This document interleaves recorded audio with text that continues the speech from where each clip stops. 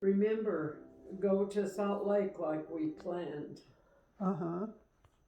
So he was a tailor with 21, he owned a tailor shop with 21 tailors.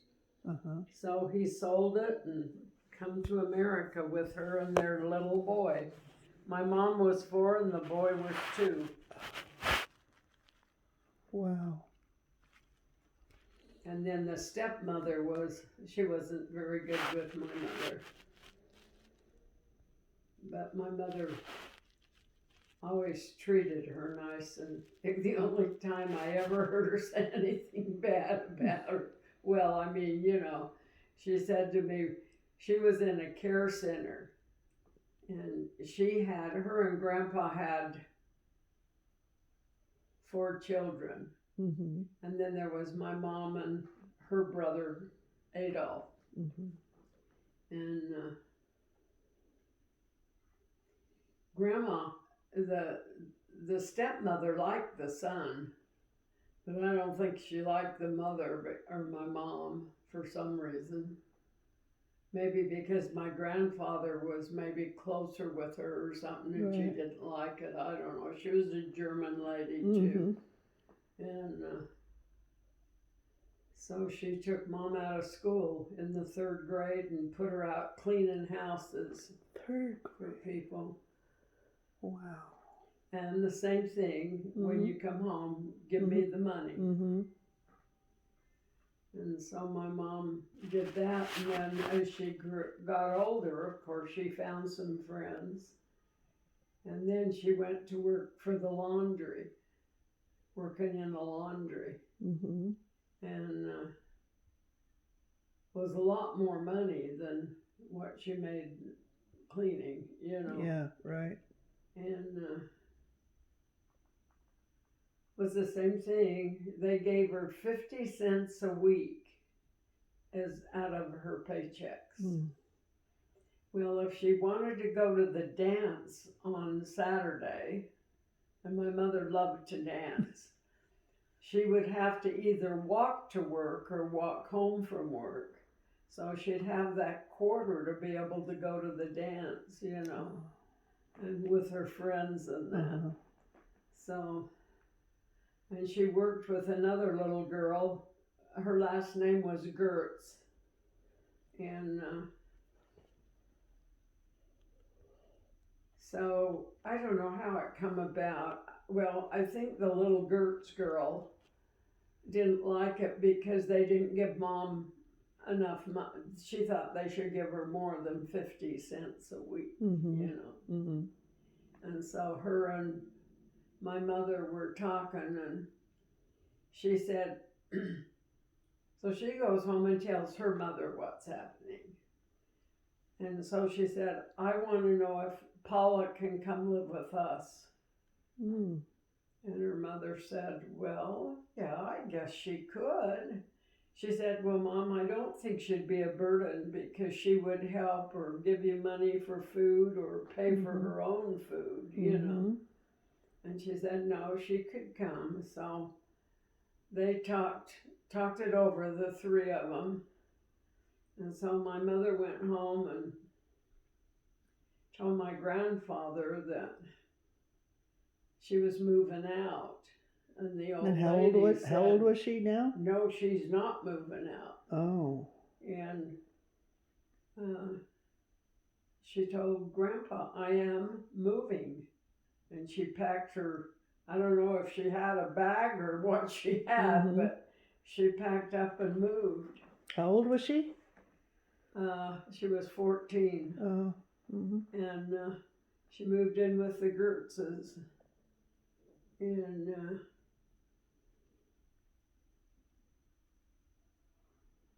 she got a summons to go to court. And Mrs. Gertz said, she said to her, what is this? I haven't done anything. Mm-hmm. And she said, oh, your father's, they're trying to make you come back home. Mm. So she said, I will go with you when you have to go. And so they went, and the judge heard the case, Mm-hmm. and he said, "Mom, I think mom was going on 15, I think, or 16." And he said,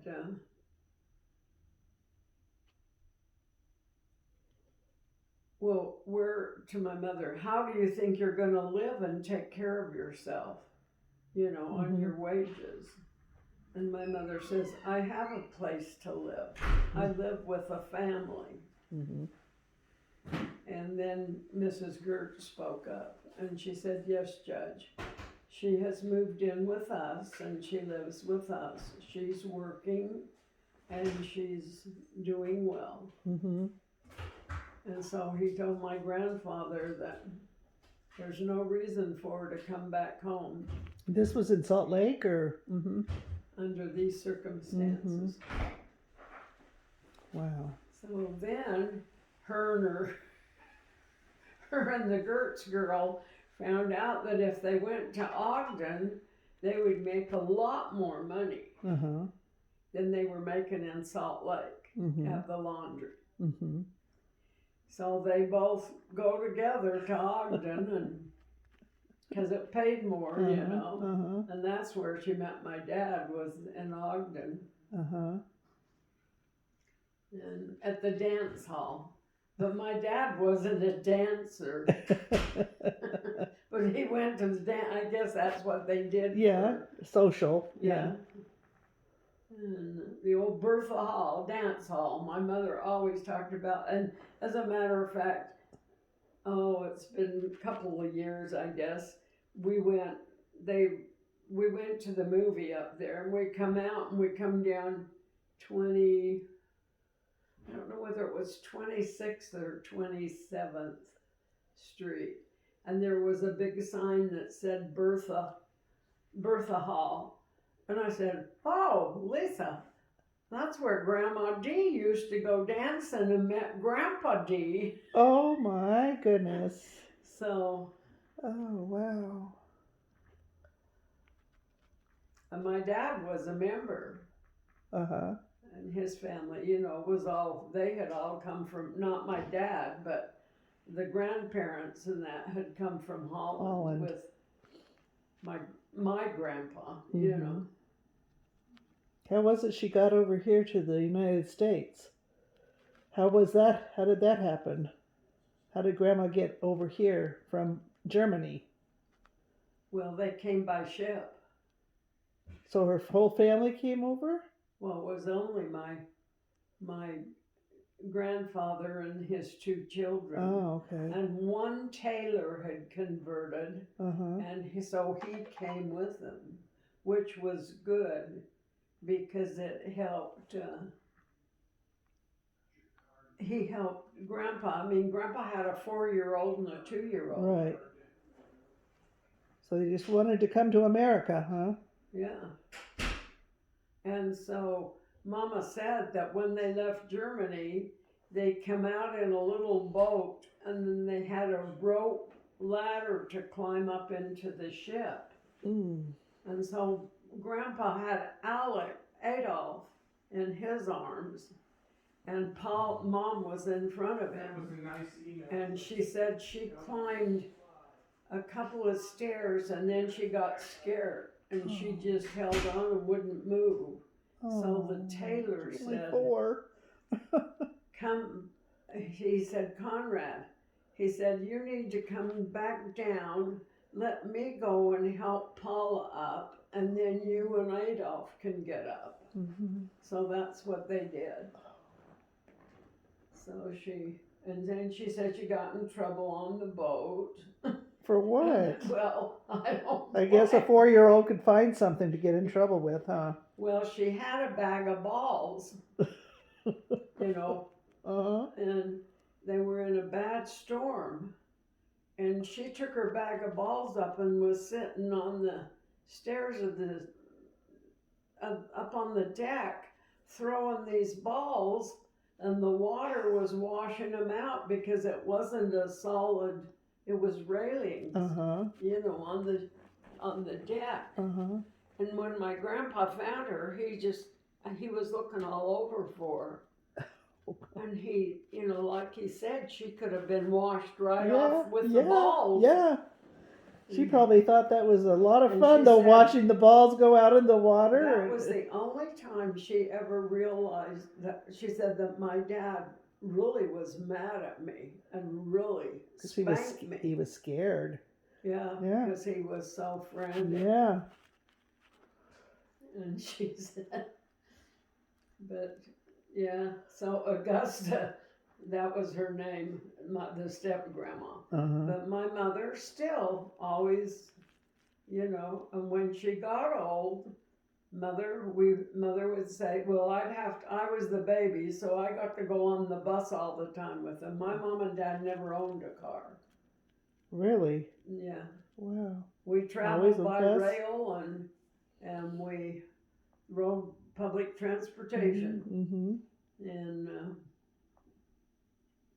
so when I was littler, we'd get on the bus and go out and visit Grandma Dietz, even though my grandfather and her got divorced.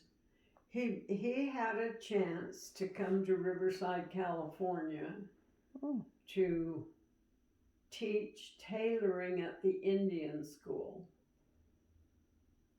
And she would not come with him. And it was, a much better paying job than he had in Salt Lake. And she just refused. Wow. So he left her there at the house and come down here and worked and send her money and everything to live. Mm-hmm. But then she got a divorce because he wouldn't. He didn't come back.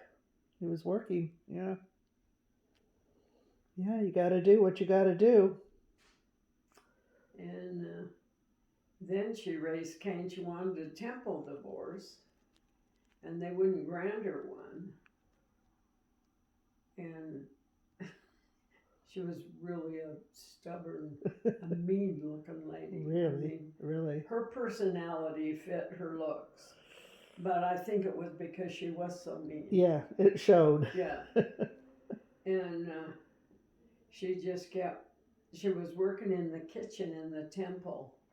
And I think she bothered the brethren there for a temple divorce that finally they gave her one. But my grandfather, Heber J. Grant, he wrote a letter and said he knew what she was doing and that she wanted this temple divorce, and that was okay with him. Mm-hmm. Well, she couldn't get it. And so he wrote a letter of resignation from the church. Told him he wanted his names removed. Really? Name removed. And President Grant told him that he wasn't going to remove his name. And he wrote back and said, why do you? And he said, well, because my wife and I divorced, and I know she wants a temple divorce. So if you write my name off, then she can do that. She'll have it. Yeah. And they wrote back and told him no, they would not remove his name for that reason. Well, but finally they gave her a temple divorce, so then she quit bugging them, I'm sure. But my mother still went to see her all the time. Well, she had 3 daughters and a son by my grandpa.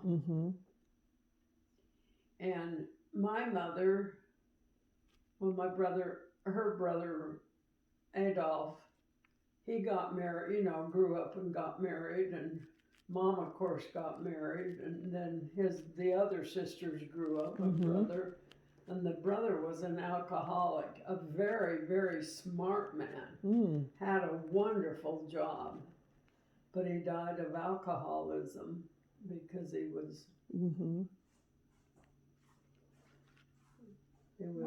just drunk all the time. Yeah.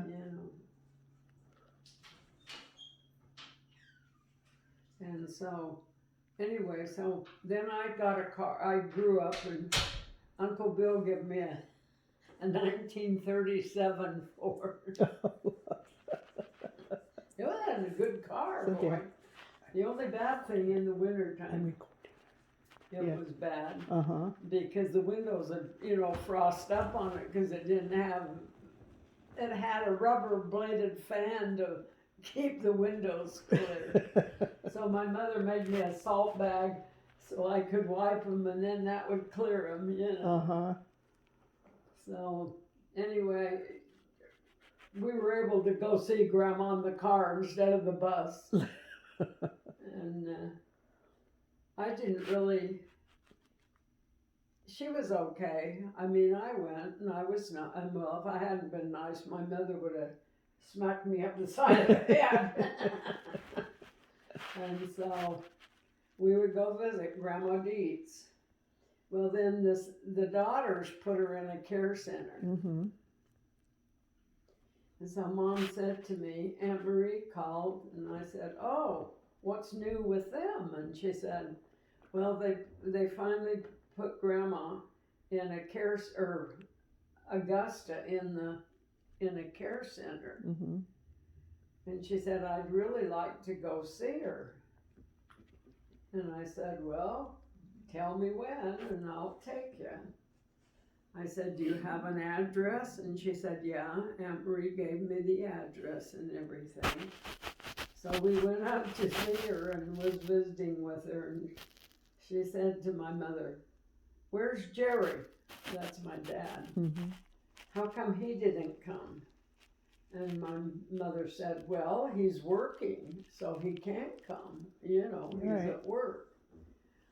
Well, I want you to go home and tell him I need to talk to him. He needs to come see me.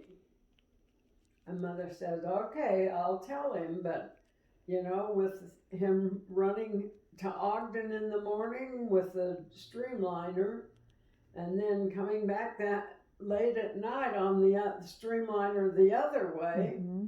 she says, I don't know that he'll be able to come visit you. Of course, he was home all day, but I worked all day too.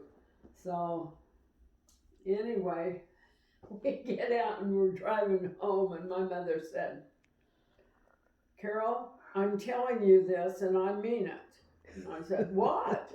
And she said, do not take your dad up to see her.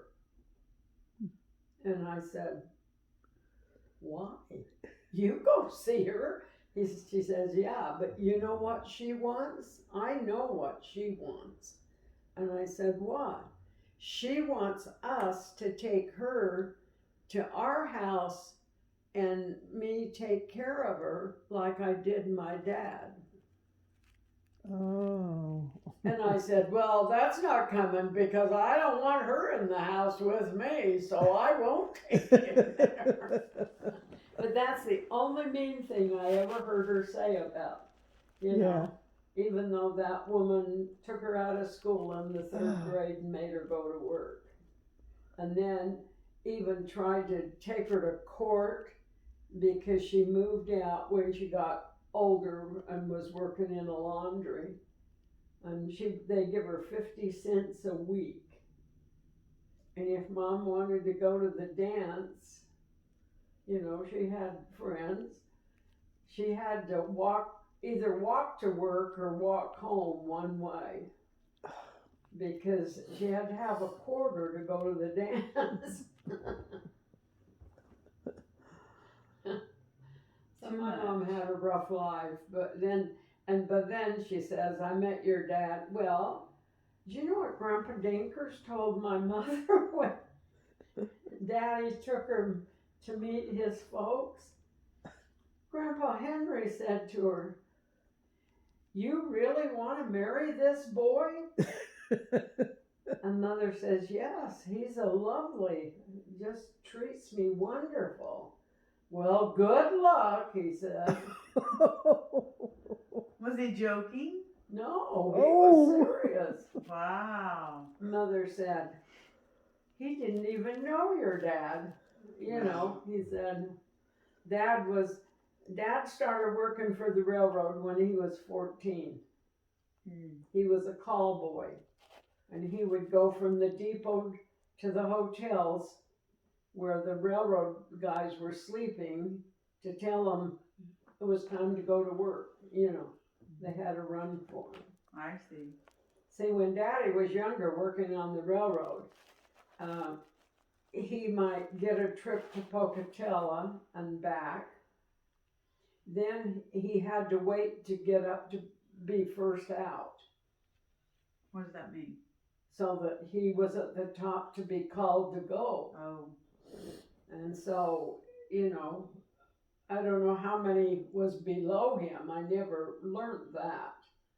But we always knew when we wanted to do something, Daddy had to check with the railroad to see where he was, whether he was first, second, or third out, And if he was close like that, he would never go, because he didn't want to miss that because then if you weren't there when they called you, then you went back down to the bottom and worked back up again. And so that was important. Well, if you were at the top and you were there and Then they called you, then you go to work. then you go to work. But when you got back, do you go to the bottom? Yeah, you would start again and work your way up again. I see. But they were running enough trains that, but that was our life. We all knew first, second, and third out, Dad's not leaving. Right. If he was fourth or fifth, he knew he could go. But if he was first, second, or third, nope, can't go. You guys go ahead and go. My mother brought us down to California.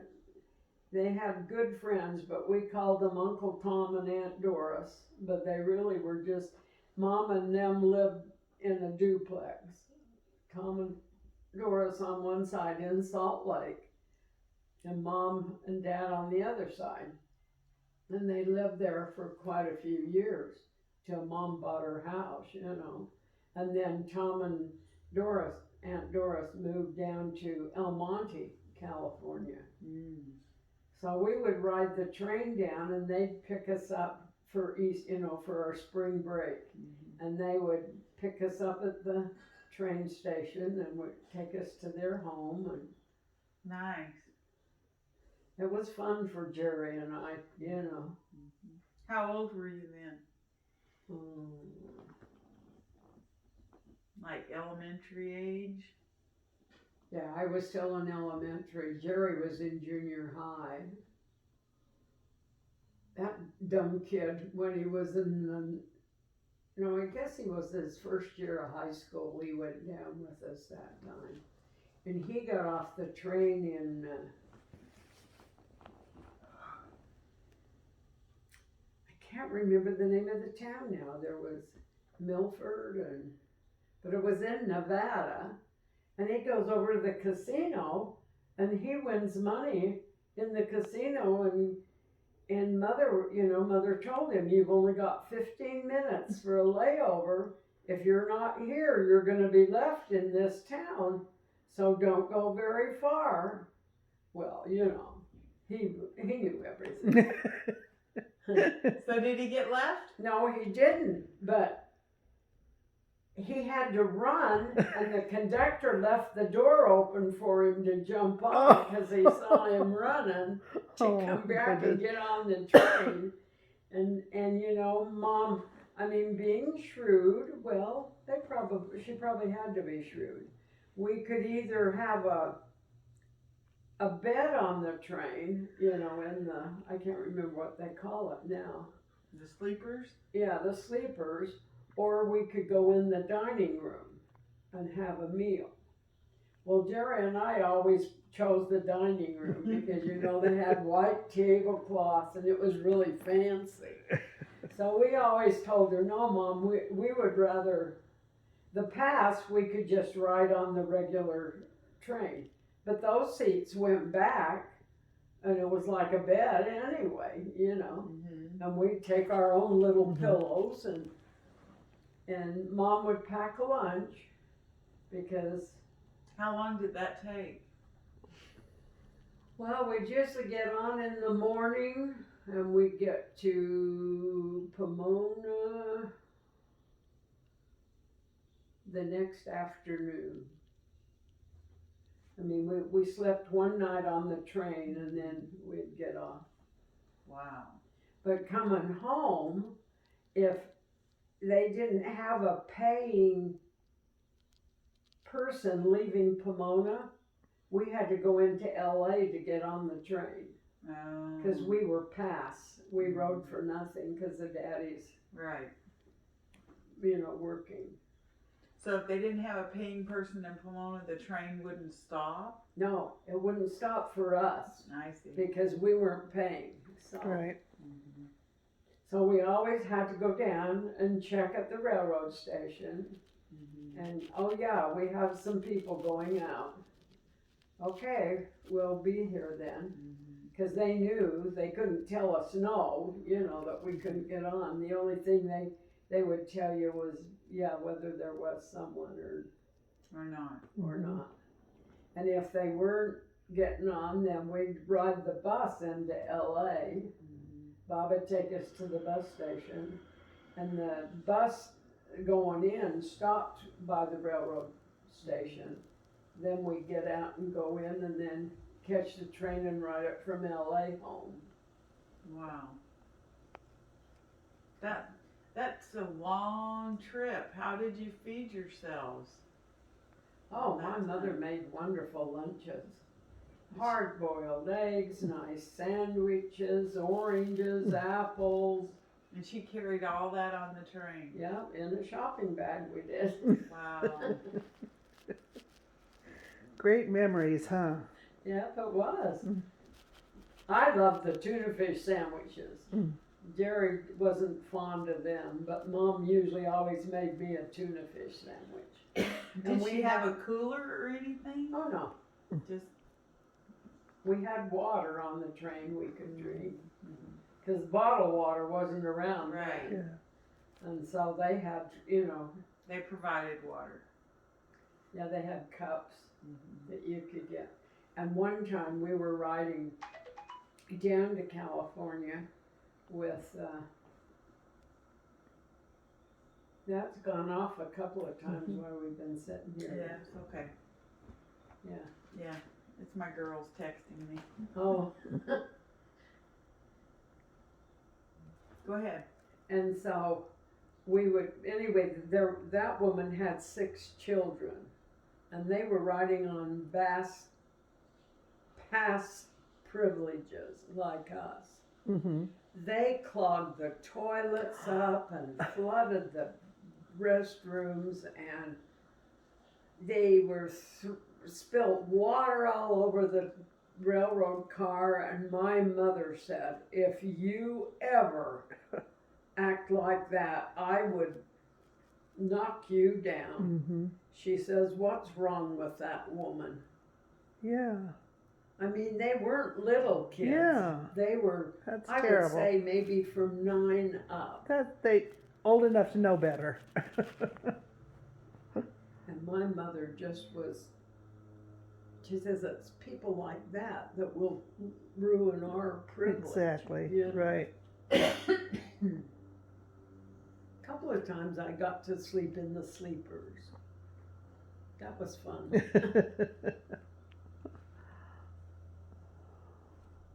Yeah, my childhood was not cars and vacation. Well, I can't say that because Uncle Louie, who was another railroad man, he really wasn't my uncle.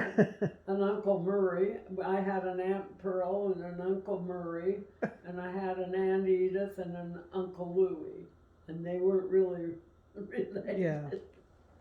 Just called them aunt and uncle And they had cars, and they took us lots of times. And of course, because I was the youngest of all the family's kids, my mom had to drag me for a while. And their kids got, bigger. Uh-huh. So they all spoiled me really bad. Uncle Louie would say. Okay, Carol, what do you want from this, we'd stop, you know. Uh-huh. I want a hot dog with mussy on it. Okay, that's what I'll get you. Oh boy. And then a couple of times my older siblings took care of me, and my mom and dad would go fishing with them and camping, you know. Mm-hmm. And I'd stay home with the older ones. And then when my grandpa got sick, Grandpa Dietz ended up living in California. He married another lady from Ogden. He met her in Ogden, and they got married, and that was Aunt Emily. I remember her. I do remember her. She was real little. Yeah, real tiny lady, just a sweetheart. Very sweet. She was my dad's age when, as a matter of fact, in grade school, my dad put her pigtails in the inkwell. Oh. And she remembered that. When she met him, she asked him, you know, do you remember? He probably liked her and wanted her attention. Oh, she was so sweet. We all loved her to death. Mm. And she came from Ogden and had never been married, and Grandpa and her, I don't really know how they met though. I wished, well, at that age, I wasn't interested in knowing those things. Right. But my mom, she was a hard worker. They were remodeling the house, and because she had, well, when she moved from first, she was on 2nd North, above 5th West, not far from the railroad yards. Mm-hmm. And my older brother, Harold, Uncle Harold, she said he was so fascinated with trains that he would run off and head up to the railroad tracks. And I mean, there's, I don't know how many tracks coming into the railroad yard. Mm-hmm. And so the only thing she could do with him, she would tie a rope onto his overalls in the back, and then she had this other thing that she hooked to the clothesline so he could go out and play. Go back and forth with But the he rope. could run up and down and be all over the And yard. not but he get away. couldn't go out of the yard because she said he just loved those trains. Well, I remember when Brent on 4th Street, Mm-hmm. when they lived on 4th, he would run up, he'd He hear loves the them train. too. Mm-hmm. He would run up and lay on the seat Oh. so he could see the wheels of the train. Oh. And I said, what are you doing? Oh, there's a train, Aunt Carol, train. He still loves trains. In fact, the guy that we sold the boat to was a retired Union Pacific man last summer. And we got talking about the family and trains and the history there.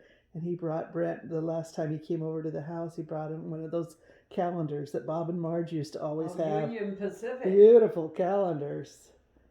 And they're hard to come yeah, by. that's what he said. He goes, but he says, we built a relationship in doing this transaction, so it was interesting that he says, I'm going to bring Brent something. He said, I'm going to bring him something, and he brought one of those calendars, and so. Yeah, they were beautiful calendars. Yeah, I remember him always being in. We had those in our home. Yeah. One every year we had in our home. That was like, I saved all my work.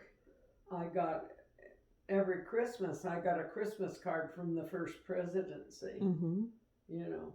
Why did you get that? Because I was at the cannery working. Oh, okay. All right. We got one too. You got them too, yeah. And, They're really pretty. oh, Jenna thought I was really lucky. Well, you were. Yeah. You were. And, well, I told her I was, but. And then Nathan, when he saw my missionary tag, you know, up here, Grandma, you really are a missionary. I wasn't one until he saw Until my you saw the sign. tag. Oh, funny. I have to kick out of him. Oh, I have a sign hanging in my kitchen on the one wall, and it says Grandma's Rules.